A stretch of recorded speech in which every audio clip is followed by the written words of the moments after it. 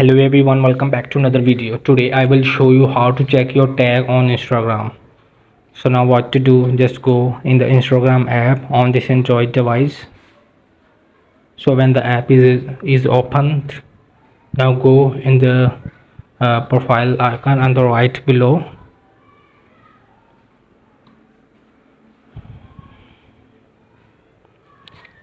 Just go in the profile icon in the right below